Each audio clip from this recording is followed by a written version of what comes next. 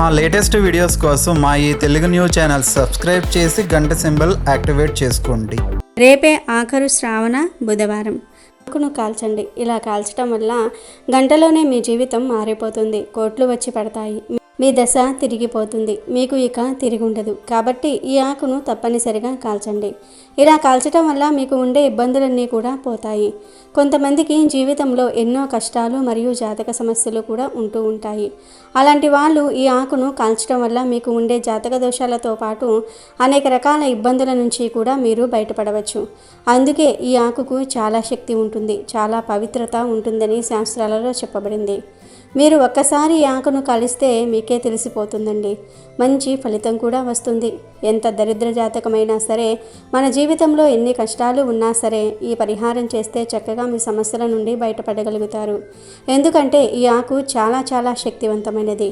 ఒక రకంగా చెప్పాలంటే కనుక ఈ ఆకు మనకు ఉండే మానవుడికి గ్రహబలం పెరిగేలాగా చేస్తుంది. బుధవారం రోజు ఈ పరిహారం చేసుకోవటం వల్ల అనేక లాభాలను మనం పొందవచ్చు. అన్ని విధాలుగా కూడా మనకు బాగా కలిసి వచ్చేలాగా చేసుకోవచ్చు. లక్ష్మీదేవి అనుగ్రహం కలిగించుకోవచ్చు. గ్రహబలం పెరిగేలాగా చేసుకోవచ్చు. కొన్ని గ్రహాలను ఒక స్థితిగా నడిచేలాగా చేసుకోవచ్చు. జాతకంలో ఎన్ని సమస్యలు ఉన్నా వాటన్నిటినీ కూడా మనం పోగొట్టుకోవచ్చు. అందుకే బుధవారం రోజు ఈ ఆకుతో పండితులు ఈ పరిహారాలు ఆచరిస్తూ ఉంటారు. ఇది చాలామందికి తెలిసిన పరిహారం, కొంతమందికి తెలియకపోవచ్చు. కాబట్టి మీరు కూడా తప్పనిసరిగా బుధవారం రోజు ఈ ఆకు పరిహారం చేసుకోండి. ఎందుకంటే ఈ ఆకుకి అన్ని శక్తులు ఉన్నాయి. ఈ ఆకుతో ఎటువంటి పరిహారాలు చేసినా 100కు 100% ఫలితాలు వస్తాయి. పరిహార శాస్త్రంలో ఈ ఆకుకు ఎంతో ప్రాధాన్యతను ఇచ్చారు. బుధవారం అనేది చాలా మంచి రోజు, గణపతికి ఎంతో ఇష్టమైన రోజు. కాబట్టి బుధవారం రోజు అందరూ కూడా ఈ ఆకును కాల్చండి. ఇంతకీ ఈ బుధవారం రోజున ఏ ఆకును కాల్చాలి అనే విషయాన్ని ఇప్పుడు మనం ఈ వీడియోలో వివరంగా తెలుసుకుందాం. అంతకన్నా ముందు ఒక పవిత్ర కథను విందాం. ఫ్రెండ్స్, ముందైతే కామెంట్ బాక్స్లో జై శ్రీకృష్ణ అని కామెంట్ చేయండి. అలాగే ఈ వీడియోకి ఒక లైక్ కొట్టి మా ఛానల్ని సబ్స్క్రైబ్ చేసుకొని మాకు సపోర్ట్ చేయండి. ఒకరోజు శ్రీ మహావిష్ణువును గరుడదేవుడు ఈ విధంగా అడిగాడు. స్వామి, ఒక భర్త తన భార్యను వదిలిపెట్టకూడనటువంటి 3 పరిస్థితులను వివరించండి అని గరుత్మంతుల వారు అడిగారు. ఆ ప్రశ్నను విన్న శ్రీ మహావిష్ణువు చిరునవ్వుతో, గరుడ, ఈరోజు నువ్వు నన్ను అడిగిన ప్రశ్న యావత్ మహిళా లోకానికి ఉపయోగపడటంతో పాటు వారికి మోక్షాన్ని ప్రసాదించడానికి సహాయపడుతుంది. దీని గురించి నీకు అర్థమయ్యేలాగా నేను ఒక కథ చెప్తాను, జాగ్రత్తగా విను అన్నాడు.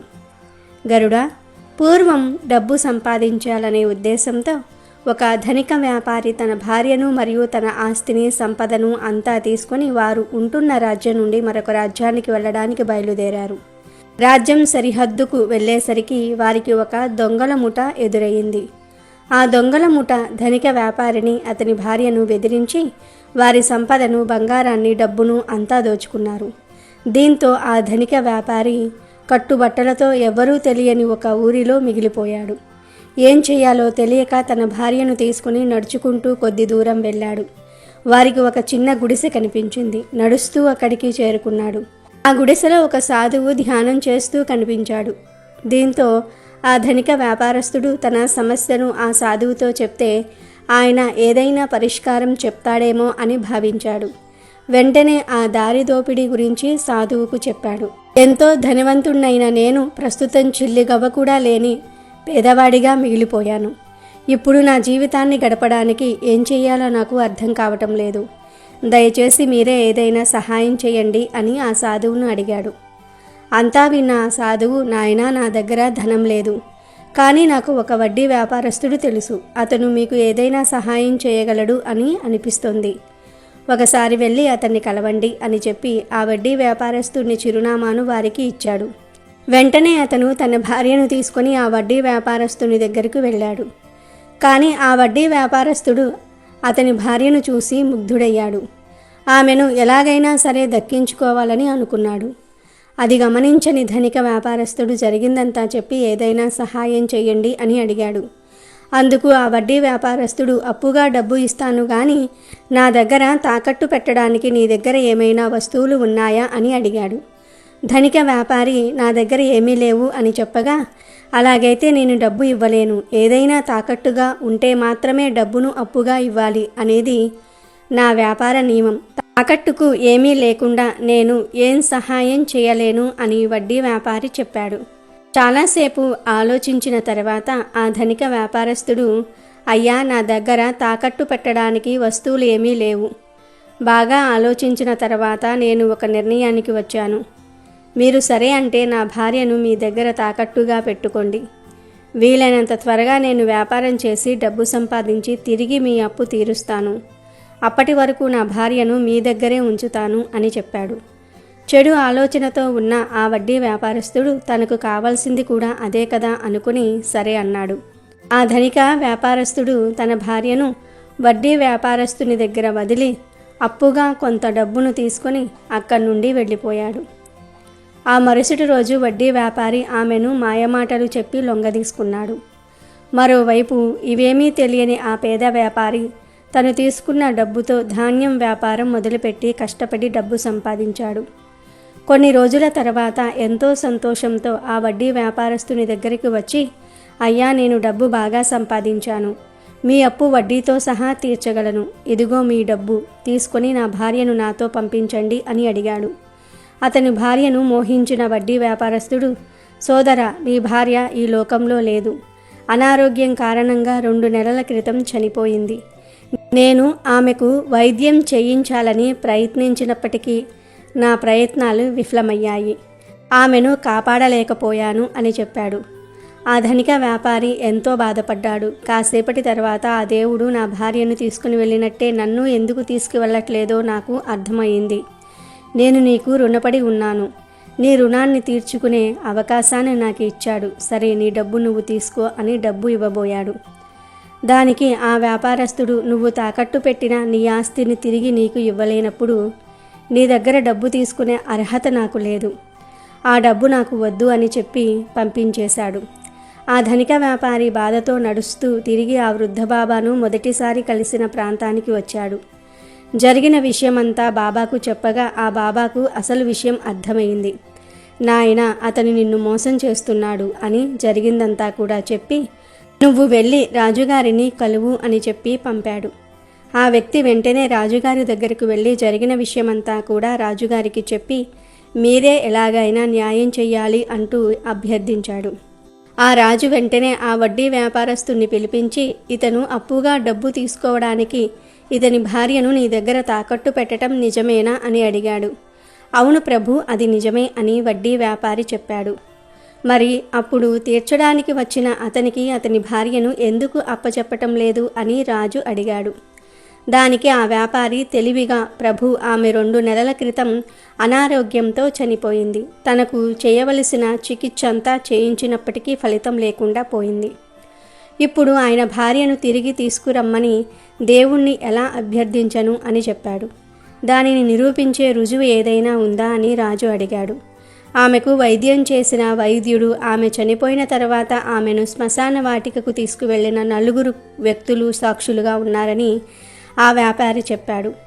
అంత నమ్మకంగా ఆ వ్యాపారి సమాధానం చెప్పిన తర్వాత రాజు ఇక చేసేదేం లేదని, అతను అంతా ఖచ్చితంగా చెప్తున్నాడు అంటే అది నిజమే అయి ఉంటుందని, నీ భార్య నిజంగానే ఈ లోకంలో లేకపోవచ్చు అని రాజు ఆ ధనిక వ్యాపారస్తునికి నచ్చచెప్పి పంపించి వేశాడు.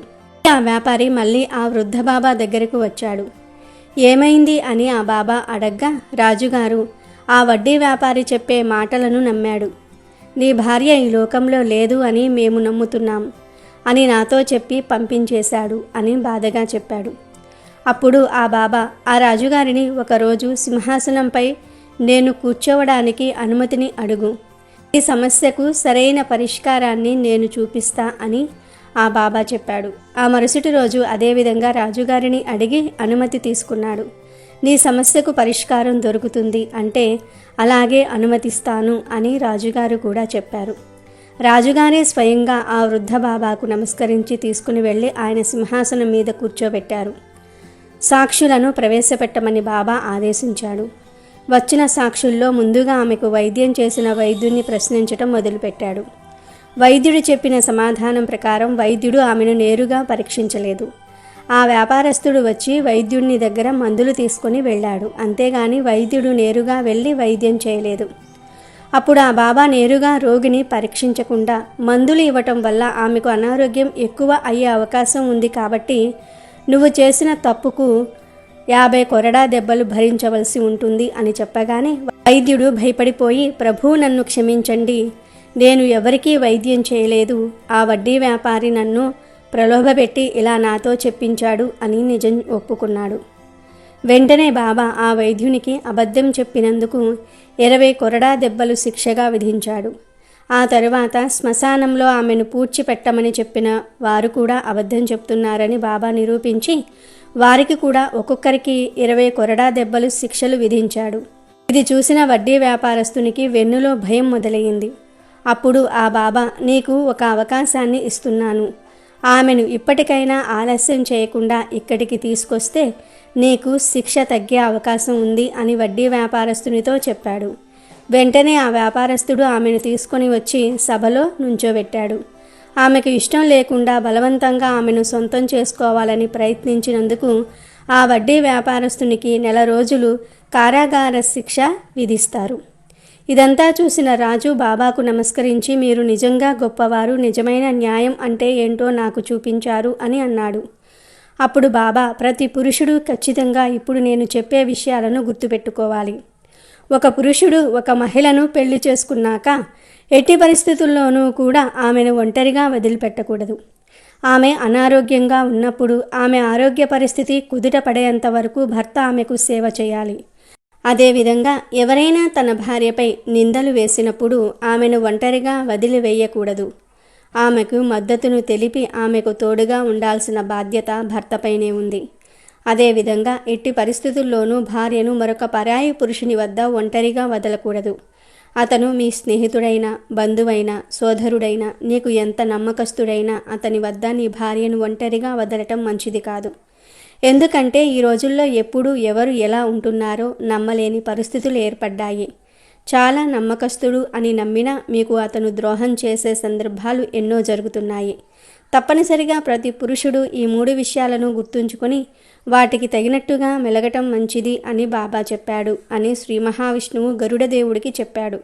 ఈ కథను విన్న గరుడదేవుడు, ఇప్పుడు నా సందేహం తీరింది, నాకు ప్రశాంతంగా ఉంది, ఖచ్చితంగా ఈ కథను అందరికీ వివరిస్తాను అని చెప్పి శ్రీ మహావిష్ణువు పాదాలకు నమస్కరించి అక్కడి నుండి వెళ్ళిపోయాడు. ఇక వీడియోలోకి వస్తే, బుధవారం రోజు ఈ ఆకుకు విపరీతమైన శక్తులు వస్తాయి గనుక బుధవారం రోజు ఈ ఆకును కాలిస్తే చాలు మీ జాతకంలో ఉన్న దోషాలన్నీ కూడా పోతాయి. 1 గంటలో మీ జీవితం మారిపోతుందని సిద్ధశాస్త్రం చెప్తుంది.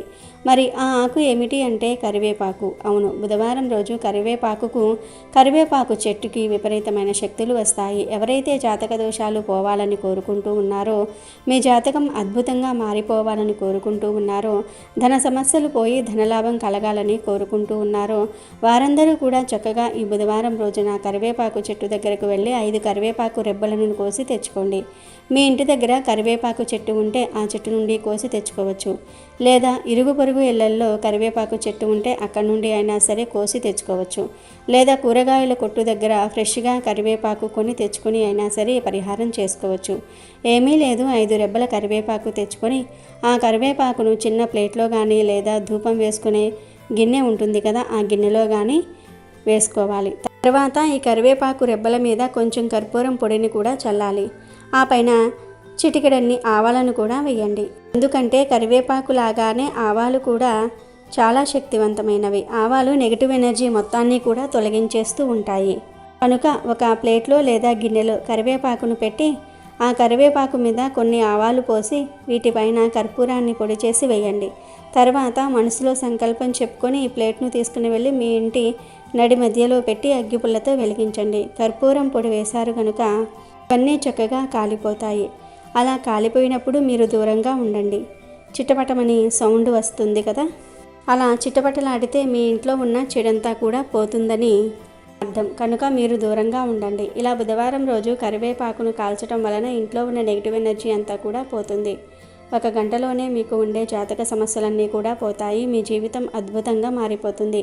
ఈ పరిహారాన్ని 3 బుధవారాలు చేయాల్సి ఉంటుంది. అలా చేస్తే మీరే అద్భుతమైన ఫలితాలను పొందుతారు. కోట్లు సంపాదించే స్టేజ్కి వెళ్తారు. కనుక ప్రతి ఒక్కరూ కూడా బుధవారం రోజు ఈ కరివేపాకుతో ఈ చిన్న పరిహారాన్ని చేయండి. ఖచ్చితమైన ఫలితాలను పొంది ఆనందంగా జీవించండి. వీడియో నచ్చితే లైక్ చేయండి, షేర్ చేయండి, బట్ సబ్స్క్రైబ్ చేసుకోవడం మర్చిపోవద్దు.